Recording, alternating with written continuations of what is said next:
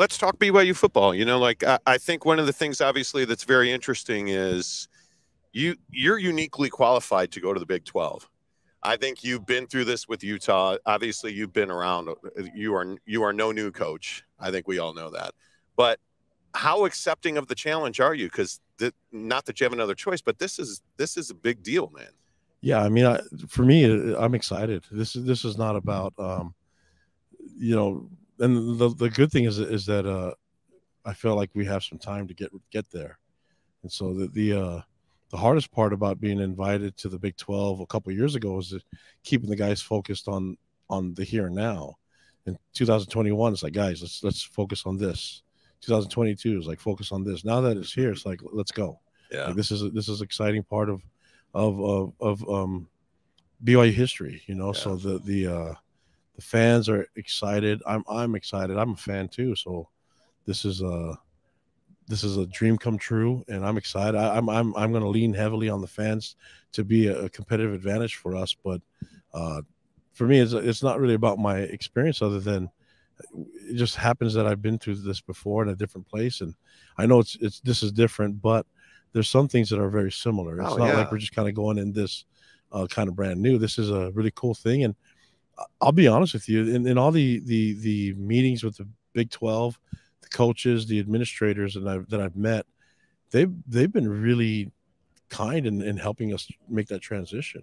Even with something simple as travel, it's like, this is where most people stay, and they don't have to do that. You know, they don't have to help us out at all. But they've definitely made it an easier transition. It just shows you that the camaraderie and the closeness that this conference has with each other, the teams in this conference, and that they're all about the conference altogether too. So yeah, when you look at it, the parity in the conference is unbelievable. That 6 teams in the last 3 years have played for the championship. Yep. Talking to BYU head coach Kalani Sitake on the Monty Show. Thanks to our friends at PlayHQ.com. How are you? Because I can't imagine, and you know, covering you for a few years, I know that you're an emotional, energetic guy. Mm-hmm. I cannot imagine that the last 12 months has been easy with all of your staff changes. And I've taken to calling you courageous because I feel like the changes, Kalani, that you had to make took some courage, because it would have been easy to stand and fight. It would have been easy to say, this is my team or whatever.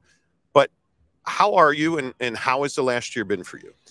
Yeah, I mean, it's been challenging. I think this profession's challenging, you know, but I love it. I love every minute of it. And there's some times that are harder than others, but I'm still learning. I'm still growing through this. I'm open to get better, and so hopefully I'm improving as we go along. You know, I know that there's a lot of people that can help teach me and can help me get where I want to be. But the most important thing that I have is I'm responsible to the players on our team.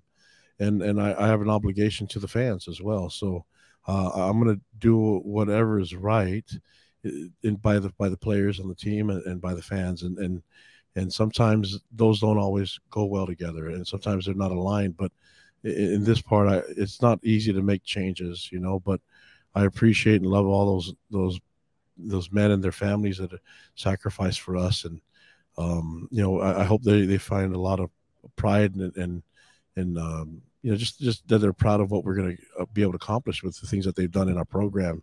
So we would not be able to do all this without them either. So with that being said, the newcomers that are on our staff, there's been a jolt of energy that happens when you go through some changes. But the jolt of energy and the standard has been changed, you know, where especially defensively with Jay Hill there and his staff. And so, you know, we're going into the Big 12. We know there's a sense of urgency to get better at a quicker rate. And I think we're well on our way to do that. How that shows this fall, I don't know. But people are going to predict it. But I feel good about our preparation. I feel good about our team. And I feel good about our ability to get these guys ready to play. So the focus has been on the conference. But I'm thinking about our first opponent, Sam Houston State. I'm thinking about Southern Utah, and I'm thinking about Arkansas before we even get to the Big 12 conference. But with that being said, man, this has been a lot of fun for me as a coach. I grew up a BYU fan, and so you imagine my road of being a BYU fan, growing up and cheering for all these people that now I get to meet, the legends, like Jim McMahon and even Kyle Whittingham when he played. I remember those days, right? So Tom Homo and these guys I cheered for when they're in the NFL, and Steve Young, and I get to meet all of these guys, Ty Detmer and all these legends. And then I get to coach some other legends like Jamal Williams, and I get to coach Taysom Hill and Fred Warner. It's like, so I went from being a big time fan as a kid to getting to play for Lavelle Edwards, the legend, and I become a captain of his as a fullback that scored 1 touchdown in 50 games. I become a guy that's I'm being taught by Lavelle Edwards, and then I go in my coaching career and I go coach for the rival team for a decade, learn from another guy that played for BYU, Kyle Whittingham, and now I'm back here as the head coach. So whenever I meet BYU fans or I meet people, it's like I gotta be able to just live every moment. Wait. That wasn't a book or a script you just wrote. That was your life that you were just talking about, right? I mean, that's crazy. Yeah. And so I mean, there's a lot of things that have happened in my life that I don't deserve. My wife being one of them too. And so, and the friends that I've been able to accumulate in my life, and the closest I have with my siblings and my father, so I have a lot of family members that sacrifice for me to get into this place. And it'd be inappropriate for me to look as if this is being really difficult. So I'm going to live every moment of this up. And I joke around about asking Keaton Slovis about the media days because I've never been to any of them. And he's been to more than I have. So I said, hey, dude, what do you think? And he's like, Coach, I know you well enough now to know that this is going to be your kind of party. Yeah. So he's right. I enjoy it. I love talking about our team and our my philosophy on football. I love being able to see all the coaches and their players. And I'm a football junkie. I'm a football nerd. So this is a dream come true for me, and I'm living. That's my life. So nobody pinch me. I'm still enjoying it. Well, Dana Holgerson from Houston sat right where you're sitting right now, and he said the one thing that Mike Leach and Bob Stoops taught him was you have to have an off switch, and you have to turn it off. And you talk about your wife, and family's massive in your life. I understand that. How important is it, and how good are you at turning off football? I don't know. I don't know if I can just completely turn it off, because I think about it and talk about it quite often. I just think that my family's turned on to football, but I really do think it's important that I live in the moment, though. So when I'm going to my son's basketball games or my daughter's dance competitions or my other daughter's basketball, or I'm watching my 11-month-old baby walk for her first time, I think it's important that I'm there for those two. And so I think I know that I can be consumed with thinking about football, but my kids need their dad, and my wife needs her husband. And I may not have been the best at that, but I'm getting better,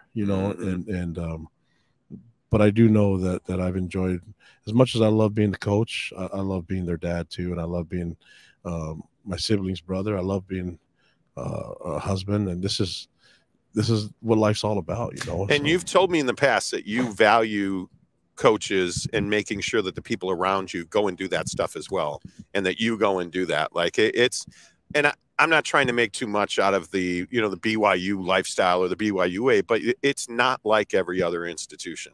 Family, faith, football, there's a lot that goes into being the head coach there. I think a lot of places do it differently, but in order for us to work, and it's really nice to have Sunday as a day of rest and to go to church with your family and to be a family day, and for us to know that our players need that too. So I've been really big on expressing to our players that their role of son, continues to go on. Their family still needs them. And usually when a player is struggling with something, I always ask them, when's the last time you talked to mom?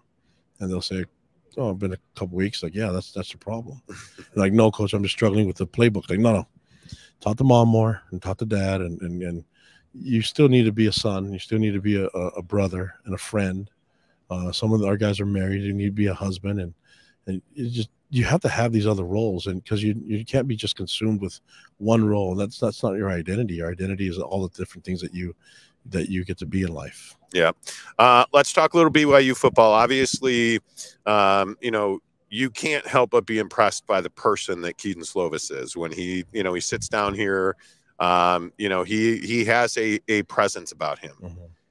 But he also transferred from USC. He also transferred from Pitt. Mm-hmm. He clearly has had, the opportunity. What is going to make BYU for Keaton Slovis different than the things that saw him transfer from USC and Pitt? Yeah, I think the style of offense that we're going to play and the ability that Aaron Roderick, A-Rod has to, and Fessy and the staff to adjust to the skill set of our players, specifically with that quarterback position. So you can imagine we're going to be a little bit different with Keaton that we were with Jaron. And you can see that there's a difference from Jaron to when Zach played. Certainly. So A-Rod knows what he's doing, and we're not trying to have and recruit somebody and then fit them into a mold that we already had before. And so what we did with Jaron, what we did with Zach, there's some things that would work with what we do with Keaton, but there's some things that Keaton can do better than what they did, and there's some things that he can't, that they can do better than him. So A-Rod's the guy that's got to put that all together. From what I saw in spring, I feel really good about it, and it's important for me as a coach, a head coach, to create an environment where Keaton can feel really comfortable in his own skin and feel like he can be elevated as a leader. And he can feel like he's got value here, and it can't just be limited to football. And I think what I've seen with him and the transition that he's made, it's like he's always been here. You know what I mean? It's like, dude, you should have just came here after that USC BYU game. You should have just stayed here and be part of our team. But it's I'm excited to have him here, and I've really enjoyed him, and the team has taken to him. But I like his attitude. He didn't come because he was promised a starting spot. He came because he was promised that if he competed, that he could see himself thriving in this environment, and then connecting with our fan base. This guy, he understands it, and I can't wait to see him play. When he's comfortable, I think that people are going to have to watch out. So I'm not trying to make statements or anything, but this guy's a really good player when he's feeling comfortable and when he's feeling good about everything. Andy has a relationship with Cody that I think I'm a huge believer in Cody Epps. I believe in his talent. I believe in what I saw before the injury last year. And I love the fact that they seem to really like each other a lot. Like, how important is that receiver quarterback connection? Yeah, it's really important. But I think that what Cody does really well is that everybody will try to emulate that. They'll see that connection that he has with people. And our players like doing that. They don't have they have different personalities than he does, but you can see that it's all the little things that Cody does well. So when you're talking about blocking downfield or being accountable in the off season, that's the stuff that Cody does really well. But we have a lot of guys on our team that do that really well. And then when you talk to Keaton about it, it's like, yeah, this is a cool place to be, where there's a lot of people that see football the same way he does. And he's going into his last year, so there's no room for error anymore. We got to get ready to roll. And I think he feels really comfortable and comforted knowing that these guys are all about ball. Our guys are going out and playing golf more than they've done before. And trust me, they're not great golfers, but I actually don't mind it, because I like them being out on a golf course for 5 hours, not looking at their phone. Yeah. Interacting with each other and seeing each other at your worst, and then talking like, you may not like what's going on the golf course, but then you're going to hit that one shot and you're like, what did I do well there? Yeah. It's just, there's some really cool things that I think you can really connect with, and that tends to show on the football field. And there's definitely got to be a love and a connection on our team outside of football. And I think that's going to be a huge difference maker for us. Yep. We're live in Dallas with Kalani Sitake. Thanks to our friends at BladeHQ.com. 2 more questions for you. I loved every Wednesday last year we had Harris LeChance on the show. And he talked about the offensive line room. And he talked about Kingsley Suamataia. And he talked about the talent that kid has. And he talks about how excited he was. And now Harris is gone, but Kingsley is still here. Mm-hmm. And you have some turnover on that offensive line. But it seems like Kingsley's got all of this talent. And he seems like he is a guy that you can really build on. Do we know how good Kingsley Suamataia is yet? He's the real deal. And so much talent and athleticism in a big body, and I think he's one of the best O linemen in the country. I like the fact that he's leading the way by example, and that people want to play like him. But he also does the little things right and finishing plays. When he's on the field, it's like that's the best moment of his life. Mm-hmm. So he loves the game of football. I think there's a lot of things that our players can learn from him, but he's also open to learning from others too. So I really like his attitude and his personality with our team. The guys, none of them are perfect, but they are to me, and I like them connecting with each other. So I think that I'll take all the great athletes, but when they happen to be great people too, that's a really good sign. And he's really big, yeah. which really helps. Yeah. Last question. I could not have you on without talking about Max Tooley, because he's another guy who I just love. Can you keep him healthy? And can the entire stadium, led by the Rock, chant Maximus every time that he picks a ball off and takes it back? Because I joke with him, but when he has those plays, it seems like the entire defense rallied in the moment right with him. He gets hurt, and I felt like your defense was different after that. Yeah, and I think the goal going into the offseason especially is to make sure that we had everything lined up for our players to have success, and keep them healthy is a big part of it. Using our sports scientists as a key, and elevating our preparation in the weight room, and also in the conditioning, as well as rehab and everything from the medical part. I think we have to do our best to make sure that they're lined up to have success, and that's availability is the best ability. And so we're a much better team when Max is on the field. I love coaching that kid. I mean, I've been a believer of Max Tooley from the beginning. So what he's doing on the field, when he's on the field, doesn't ever surprise me. But we need him on the field often and every play, and that's the goal, because when he's there, he'll make us a much better team. And you haven't, I don't think you've seen the top end yet. I don't know you've got anywhere near it. There's so much potential with a lot of our players, Max being one of them. But there's a lot of guys that can do way more. We need to make sure to put him in the position to have that done. And so he can do a lot of different things. I trust Jay Hill and Justin Enna and the rest of the staff to get things right and make sure that we utilize all our players and our strengths to our best of our ability. Don't ever change. You always, every time I've ever talked to you, you probably don't remember, but at Utah, we stood on the field in cold weather after practice and just didn't talk about football. But I remember the times that we've talked, you just have this energy about you, man, and this way about you, and you're just a good dude.